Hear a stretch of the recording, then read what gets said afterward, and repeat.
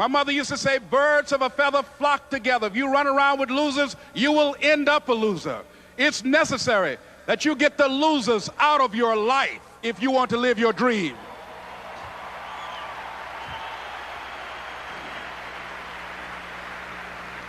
It's necessary to know that everybody won't see it, that everybody won't join you, that everybody won't have the vision. It's necessary to know that a lot of people like to complain, but they don't want to do anything about their situation, that you are an uncommon breed. You know, you have to know within yourself that I can do this. Even if no one else sees it for me, I must see it for myself. That's necessary. It's also, ladies and gentlemen, necessary that you be creative when you're working on your ideas, that you understand the importance of changing up, of readjusting your strategies. Many times we can have a great idea, but if you're not advancing it in the right way and things don't happen, you become discouraged and think the idea doesn't work. No, that's not true.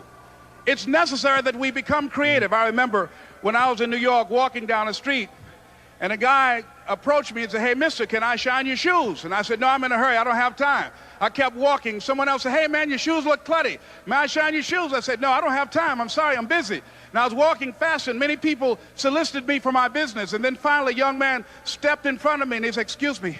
And he started counting, 97, 98, 99, 100. He said, "Sir?" I said, "Yes." He said, "Come here, please." I said, "What is it?" He said, "Today is my birthday.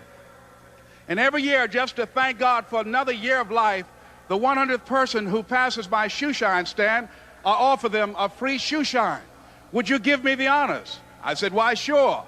I got up on the shoe shine stand, George, and I sat there, and he shined my shoes diligently. And when I got down, I looked at them, they were sparkling. And I was walking away, and I said, "Thank you." And I stopped, I said, "Excuse me, but how much do you usually charge?" He said, "Only $2.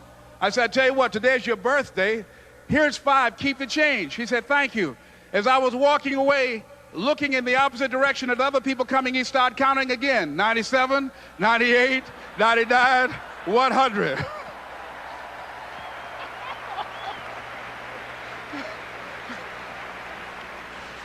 It's necessary that you be flexible, that you are always thinking of how can I improve this better.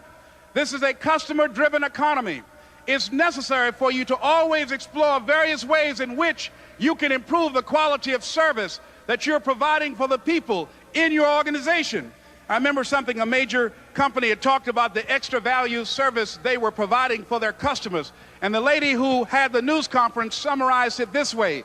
She said, "It's not our intention to satisfy our customers or to please our customers. Our intention is to amaze them."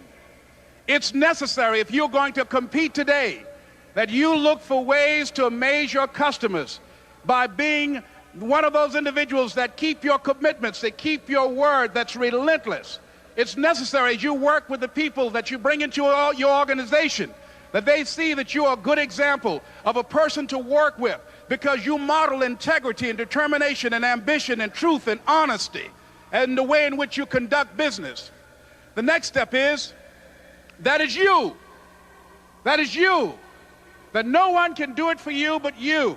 And even though you face disappointments, even though you will experience some setbacks, it goes with the territory.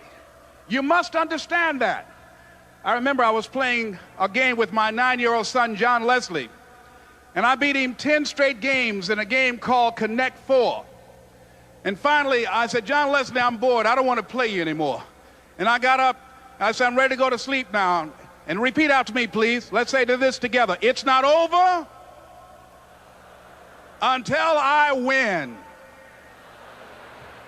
John Leslie said, "No, you can't go now, Dad." I said, "Why?" He said, "It's not over until I win." That was his attitude. We sat down and we played several other games. And finally, after the 11th game, John Leslie won, and he got up and he yawned. And he said, "I'm ready to go to sleep now." And I'm saying to you, what if all of us took that attitude after we face a rejection and a no, or we have a meeting and no one shows up, or somebody say, "You can count on me," and they don't come through? What if we have that kind of attitude? The car's repossessed. Nobody believes in you. You've lost again and again and again. The lights are cut off, but you're still looking at your dream, reviewing it every day, and say to yourself, it's not over until I win.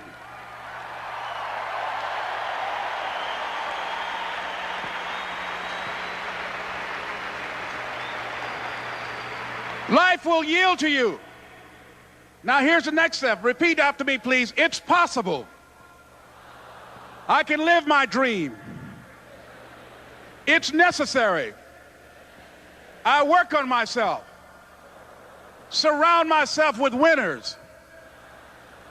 Become creative. It's me. I've got to make it happen. It's not over until I win.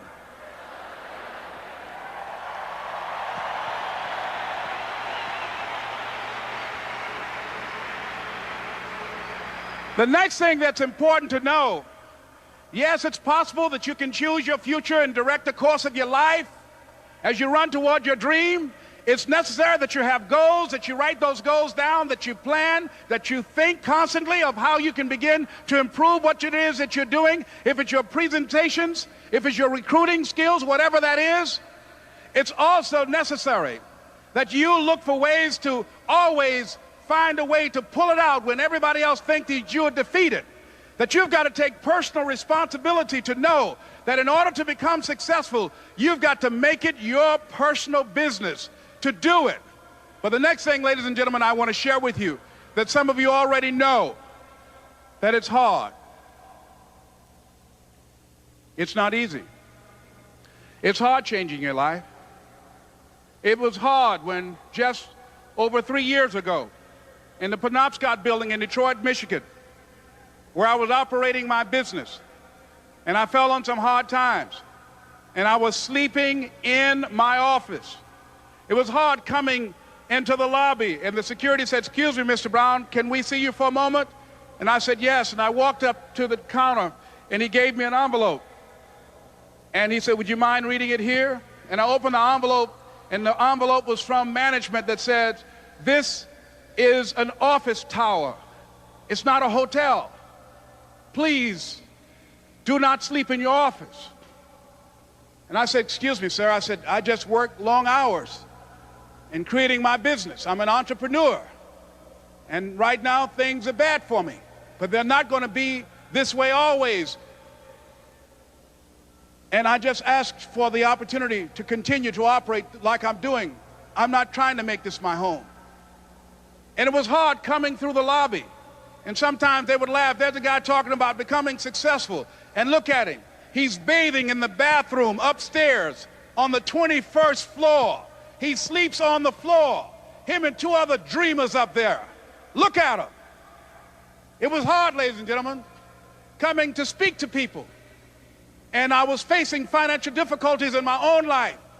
I was behind on my bills and my dreams, and I'm saying to them, you can live your dream. It was hard, ladies and gentlemen. It was very difficult to pick myself up each day believing that I could do it. There were times that I doubted myself. I said, "God, why is this happening to me? I'm just trying to take care of my children and my mother.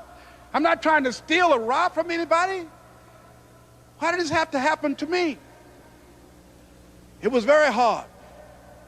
And here's what I want to say to you. For those of you that have experienced some hardships, don't give up on your dream. No one could have convinced me by holding on, by continuing to push forward, by continuing to run toward my dream, that one day I would have my own talk show. It's a long shot, ladies and gentlemen, from Liberty City, an abandoned building on a floor, never knowing my mother or father. It's a long shot. Being here with you today in this dome in Atlanta, it's a long shot. No college training, labeled educable, mentally retarded, but I kept running toward my dream.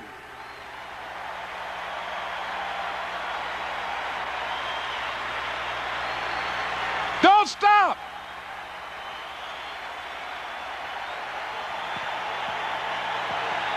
Don't stop.